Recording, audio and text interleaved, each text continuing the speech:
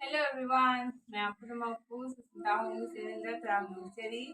Ma'am ngasi ma'am bhamda ai kitang kino kitang chat jage ai ngasi se market dalu bagi le popon se injo kai na jai kitang chat jage di deng bahurasi ma'am hidu winter changa bani na winter ke le pas ulake ko family gi loina torai ni asi se na ki jacket se demo si jacket se na ai husband gi lawai ni Siga leire. Siga aigi. Sweater ama leire. Sise. Asina aigi labray ni. Sina kaino. Siga hentwengan bagi track pen am leire. Hentwengan bagi track pen siju. Hentwengan bagi track pen am silawre e.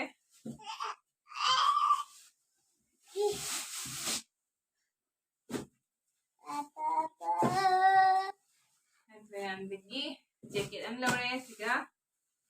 Mai jacket se cap sujawi. Jacket se hentwengan bagi ni lawre.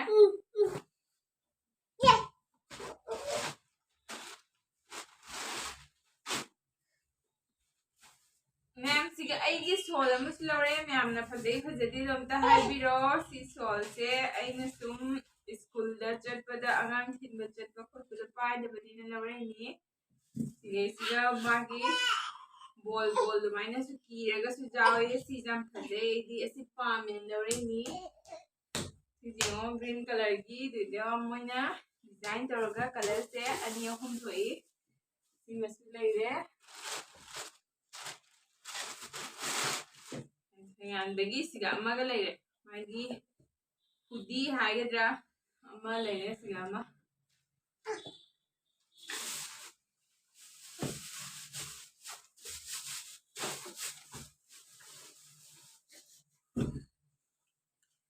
suzu laure magi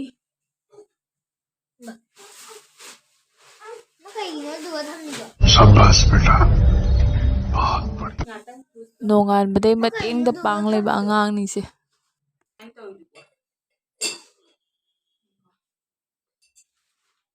asisina ai endang litna baina ai siga lakpa matamda ai ambo purakte summer season da lakpanina inthanggi phimbo purakte adudana haidi akhoi bag tu chandraba ko akhoi bag to trolley do 5 mo ba chandraba ta to thamule kani nang aduna ai sisu lore adu jemu mata tonna paite ta to kairani Ma'am, sise aina showcase ta hapke aina showpiece oina lawriba macha ton hana thugaigidore aina haptringida sinungsidra yang sije piece taruk haka si teapot amaga si piece taruk se piece taruk oina ga puthorpa ngamdre mana parani aina senabada untu akoida lakda se chap thak toini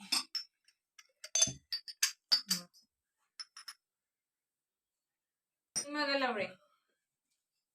se putta se mu lawre se alumba putta ni alumba phini woni amang khangau lawre Dui ma'am akhoi na ngasi phi lawba chatpase maruina akhoi blanket lawba chatpane bako the blanket se ai lage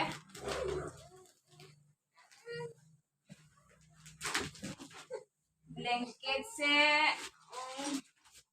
moi ma'am puthropa duga khoi chaw chaw ma tani do si se phaje na ai si se na lawre ba si se lawre ni se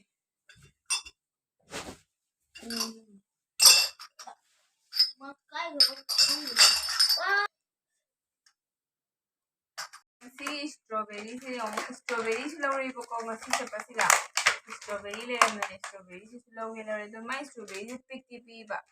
strawberry se fresh budi loina oi se lupa kaya no haradi se 20 rupees katangi the asise kiwi se siga 50 tang pi ba 4 piece siga 50 bi kiwi se ma'am tang bra hong bra hairo strawberry sidi hong e siga hena hong badi phangam maroi khangde ado doi ma'am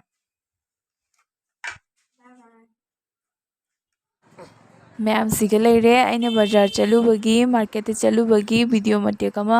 ꯃꯌꯥꯝ ꯑꯩꯁꯦ ꯃꯥꯔꯀꯦꯠꯇ ꯆꯠꯄ ꯃꯇꯝꯗ ꯚꯤꯗꯤꯑꯣꯗꯣ ꯂꯧꯔꯛꯇ꯭ꯔꯦꯕ ꯍꯥꯏꯗꯤ ꯑꯉꯥꯡꯁꯤꯒ ꯑꯩꯉꯣꯟꯗ ꯌꯥꯝꯅ ꯋꯥꯏꯑꯦꯕ ꯚꯤꯗꯤꯑꯣꯗꯣ ꯂꯧꯕ ꯉꯝꯗꯦꯕ ꯑꯗꯨꯒꯤ ꯑꯩꯅ ꯚꯤꯗꯤꯑꯣꯗꯣ ꯂꯧꯔꯛꯇ꯭ꯔꯦ ꯑꯗꯨꯏꯁꯨ ꯑꯩꯅ ꯃꯇꯦꯛ ꯃꯇꯦꯛ ꯂꯧꯔꯛꯄꯁꯤꯡꯗꯣ ꯃꯌꯥꯝꯗ ꯌꯦꯡꯍꯜꯂꯛꯏꯁꯤꯅꯤ ꯁꯤꯒꯩꯁꯤ ꯕꯖꯥꯔ ꯁꯤꯒꯩꯁꯦ ꯆꯠꯂꯨꯔꯦ ꯃꯅꯨꯡꯗꯁꯨ ꯌꯥꯝ ꯆꯥꯎꯅ ꯐꯝꯃꯤ ꯁꯤꯒꯩꯁꯤꯒ ꯁ꯭ꯋꯦꯠ ꯁꯥꯔꯠ ꯃꯌꯥꯝ ꯑꯃ ꯌꯣꯜꯂꯤ ꯐꯖꯕ ꯑꯗꯨꯗꯒꯤꯗꯤ ꯑꯩꯈꯣꯏ ꯂꯥꯛꯑꯦ ꯁꯤꯒꯤ ꯍꯣꯇꯦꯜꯁꯤꯒꯒꯤ ꯑꯩꯈꯣꯏ ꯁꯤꯁꯦ ꯑꯩꯈꯣꯏꯒꯤ ꯕꯤꯀꯥꯅꯦꯔꯤ ꯔꯦꯁꯇꯨꯔꯦꯟꯅꯤ ꯔꯦꯁꯇꯨꯔꯦꯟꯁꯤꯒꯒꯤ ꯑꯩꯈꯣꯏ ꯆꯪꯉꯒ ꯊꯦꯡꯉꯦꯅ ꯑꯩꯈꯣꯏ ꯕꯤꯔꯌꯥꯅꯤ ꯄꯦꯛ ꯇꯧꯔꯒ ꯌꯨꯝꯗ ꯄꯨꯔꯒ ꯂꯥꯛꯑꯦ ꯑꯗꯨꯗꯒꯤ ꯑꯩꯈꯣꯏ ꯌꯨꯝꯗ ꯍꯜꯂꯛꯑꯦ ꯂꯣꯏꯔꯦ ꯃꯌꯥꯝ ꯃꯇꯥꯡ ꯑꯁꯤꯗ ꯑꯩ ꯂꯣꯏꯁꯤꯟꯖꯔꯒꯦ ꯑꯩꯒꯤ ꯚꯤꯗꯤꯑꯣꯁꯦ ꯃꯌꯥꯝꯅ ꯂꯥꯏꯛ ꯁꯤꯌꯥꯔ ꯑꯦꯟ ꯁꯕꯁꯀ꯭ꯔꯥꯏꯕ ꯇꯧꯕ ꯀꯥꯎꯕꯤꯅꯨ ꯄ꯭ꯂꯤꯖ ꯊꯦꯡꯛ ꯌꯨ